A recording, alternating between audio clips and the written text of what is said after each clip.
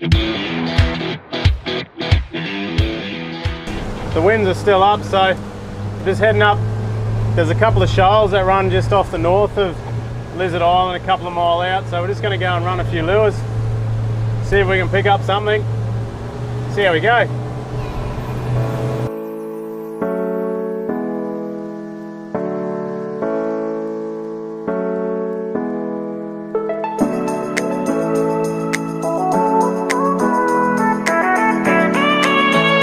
I guess we would have been trialling around for a good couple hours at least.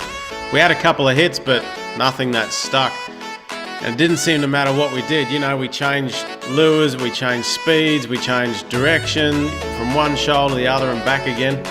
It just wasn't our day. We just could not get a fish.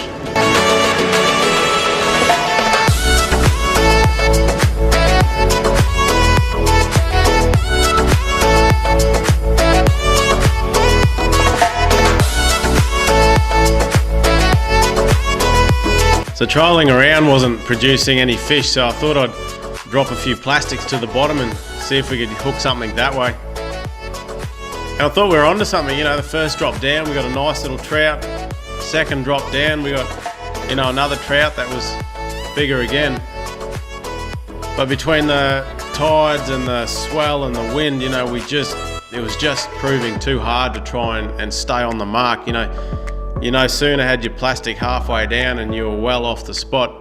So we persevered with it for a little bit, but in the end it just became too uncomfortable. So I decided we'd head back into Watson's Bay and chill out there for a couple hours, and maybe later on in the day we'd try and head out to a couple other reefs and see if we could find some protection in behind the reefs at low tide.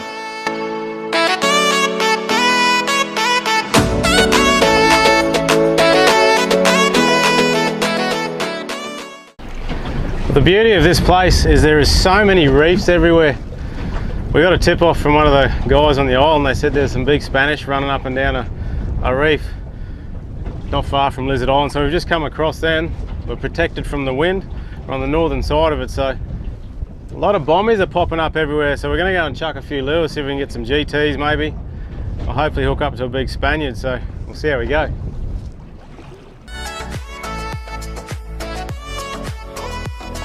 I grabbed the trusty old surface popper and started casting.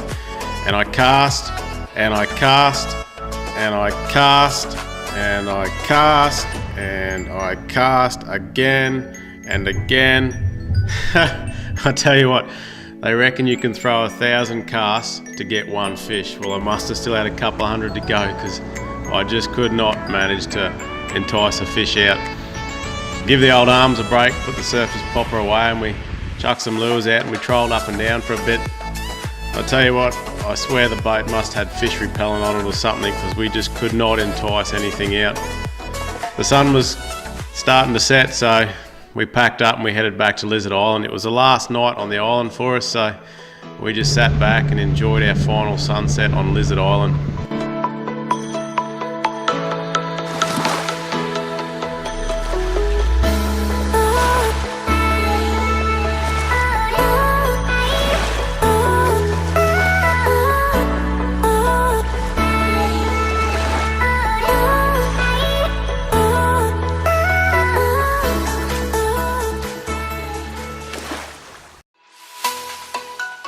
Another beautiful morning on Lizard Island, but it was time for us to pack up our gear and head off. The winds had been predicted to die down today, so it was our window of opportunity to head out to the Ribbon Reef and then back to Cooktown. We packed all our gear up, loaded the boat up. We even had a friendly visit from the Marine Parks guys. They were just curious to see what we're up to and where we're headed. So the plan for today was to head out of Watson's Bay and around the island, and I wanted to drop down into Blue Lagoon and check it out, and then head out to the Ribbon Reefs for the day, and then we had to get back to Cooktown that night.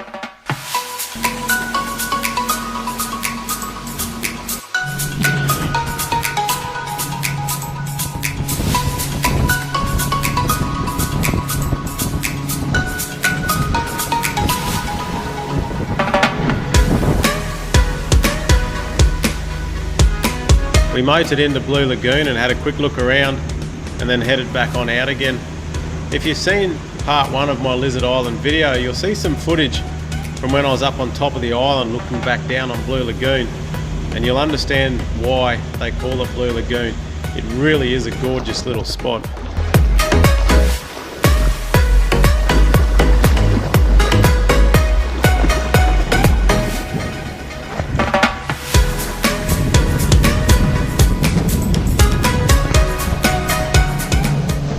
On our way out to the reefs, there was quite a few schools of fish that were working, so we thought we'd chuck a few lures in and troll past in the off chance we could hook one.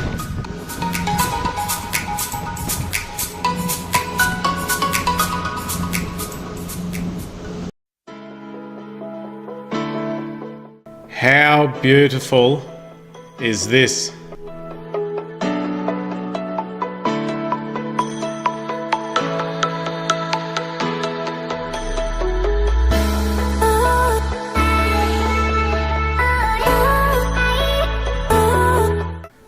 I think the Great Barrier Reef is such a fascinating and beautiful place, and it is made up of so many individual little reefs.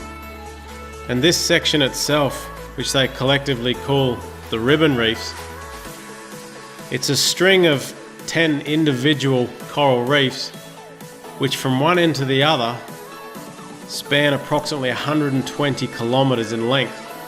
Now they start north of Cairns and run right up through past Lizard Island.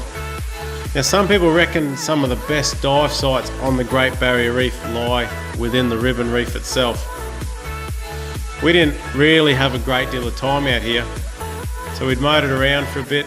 I'd put the drone up, we'd got some footage, I chucked some snorkeling gear on and jumped in the water, and anyone who has anything to do with snorkeling and diving, it is such a unreal experience to jump in and experience it firsthand. It really is. So once we'd done all that, we decided we'd chuck a line in, see if we could catch a fish or two before we had to head back to Cooktown.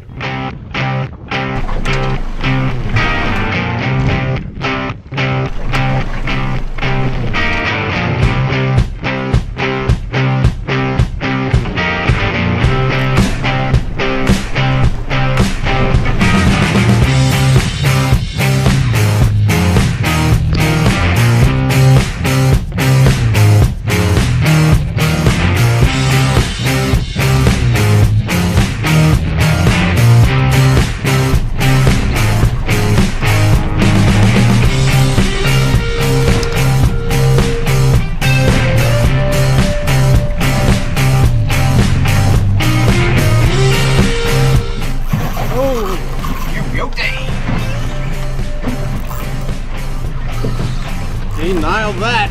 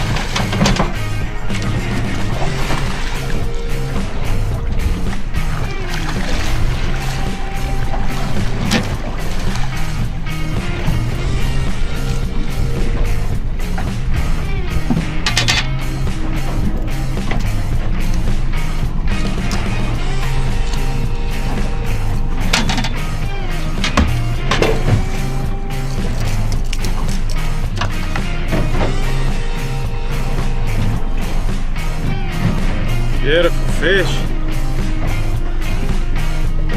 It's a red bass though, isn't it? I think so, yeah. I'm pretty sure you can't take it. No, there are no big fish.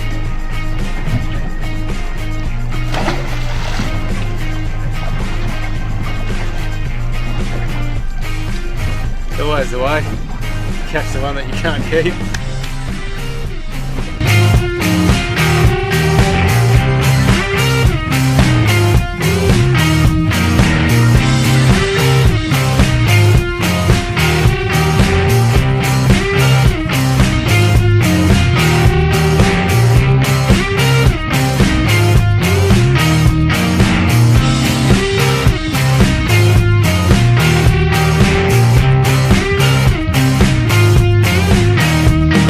didn't seem like very long before we had to call it quits and head back into Cooktown. We were hoping with any luck that the next morning the winds might drop out for a few hours again so we could head out to a couple of the closer reefs and try our luck there.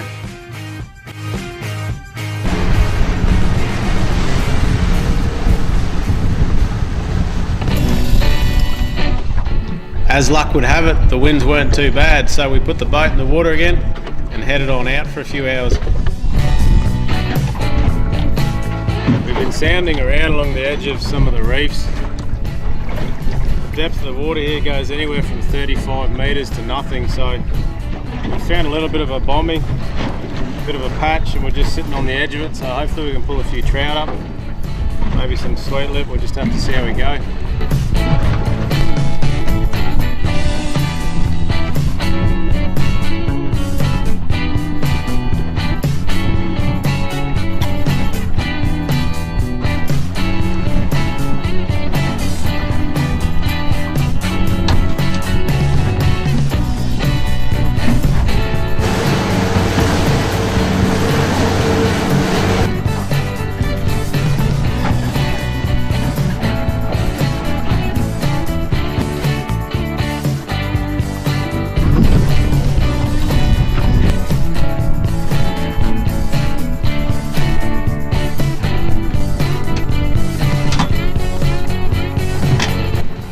That's what we came out for.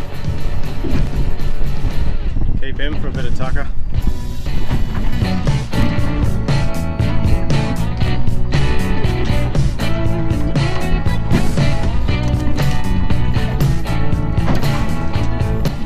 Nice little red throat.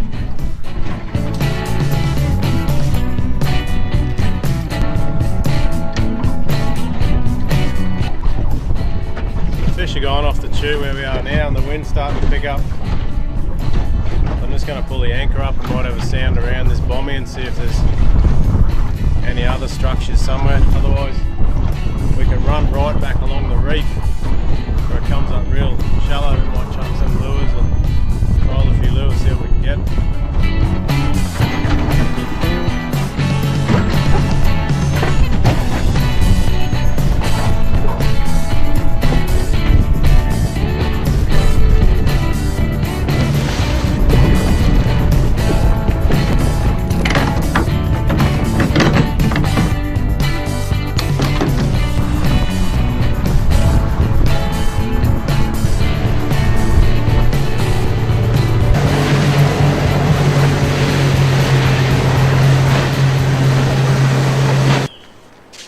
Well, that's it guys, that's the end of another episode of Mick's Adventure Addiction. I'd just like to say a massive thanks to all the guys at Cooktown Holiday Park. They truly are wonderful people and a really beautiful park to stay at as well. Also the guys at the lure shop in Cooktown, Tackle World there, top bunch of guys, extremely helpful. So make sure if you're up there, go and check it all out, it really is worth it. And a massive thanks to you guys at home. Please jump on Facebook, YouTube, Instagram, get on board, help support us, so that we can keep bringing you some awesome footage of different places in this great country of ours. And just remember, if you're out and about, live it, love it, and look after it. Until next time, take care.